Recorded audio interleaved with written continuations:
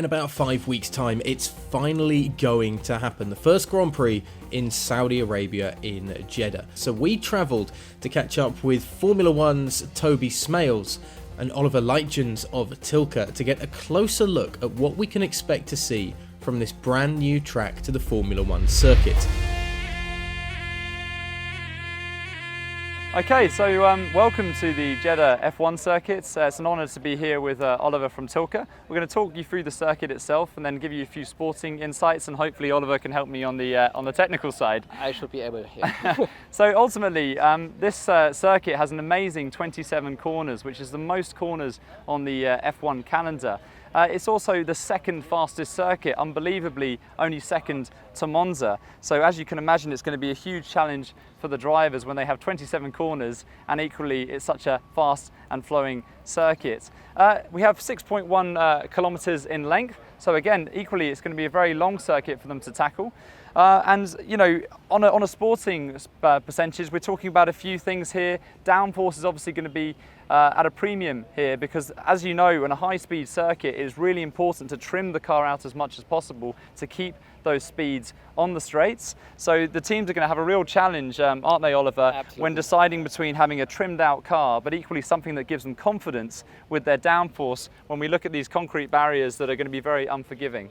Oliver, just talking about the circuit itself, can you explain a bit more about the asphalt and how that affects the Yes, of course. teams? Since we have very high shear forces due to the speed we're going to expect here, we have come up with a design to generate a lot of grip.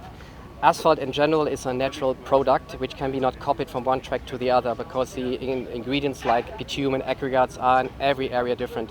And since we are working under the sustainability aspect and approach, we were looking to source materials most likely close by. We have aggregates from Mecca, we have bitumen here from Saudi Arabia, and then we came up with a design mix. We made a lot of trial areas to figure out what is the right mix design to capture all these requirements. And I think the product will be really, really good. We're going to expect a lot of grip and a lot of action on track, actually, because like Toby said, the track itself has never straight. You can never relax. You're always asked to work on the steer wheel. So all this has been considered by designing this asphalt. Yeah, and obviously talking about action on track here, we're coming up to turn 27, which is the final corner. We equally have a DRS zone just before that. You can see the track's actually quite open, so you can get cars as much as 3 wide leading into this corner. But obviously, as we get into turn 27, there's going to be a real pinch point. So the drivers are going to really have to sort it out amongst themselves coming into this corner. But Oliver, as I'm going to allude to, there are 3 DRS zones here. So just because you think you've got the job done into turn 27, you might have someone coming straight back at you into the main straight. Absolutely. On the end of the for the main straight, we have this amazing premium hospitality, which going to show a lot of action to the spectators located there. We have the exit of the pit lane, so cars coming back. So we expect a lot of action in this area, and followed by this, then from turn 4 on to T11, we have the fast S's, where we expect issues with track limits and very fast changes then we're coming to the highlight, which is T13, which is slope and bank curve of 12%, which is allowing us to have more lines next to each other during the race, and to place your car in a good position for the next DRS zone, followed up by T17. Yeah, exactly. And one thing we haven't spoken about, obviously, is tyres. Now, like you said, this is a new circuit. Obviously, we're working closely with Pirelli and F1 regarding this. Now, can you give us a bit more insight into the compounds they've chosen and why they've gone that route? Normally what is going to happen, that Pirelli is sending some engineers here to the track, and they have a kind of scanner, and they're making scans on the track in different areas. And this information will be immediately sent from the device to Milano to design the tires for this track.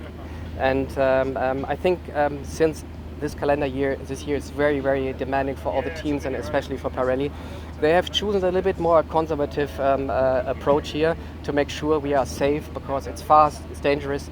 So we're going to expect more a safe solution. But the next race is already by the end of March, and probably we're going to have their development already.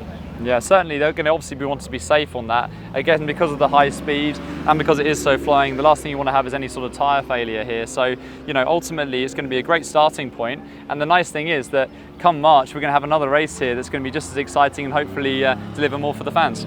Exactly.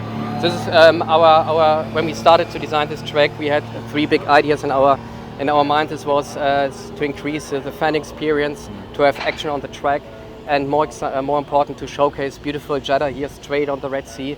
This I think we tried, and finally we found the right spot here, with the lagoon inside, with water to both sides, with nice arena sections and then a bank curve. And this we have placed literally into a city, which is very challenging because you know all the facilities you need for a F1 track. It's the pit building, the team buildings, the paddocks, the medical center, media center, kitchen compound, broadcast TV. So all this has to be close by, and to make this happen, it's really, really challenging. And I hope everybody is going to enjoy it in December.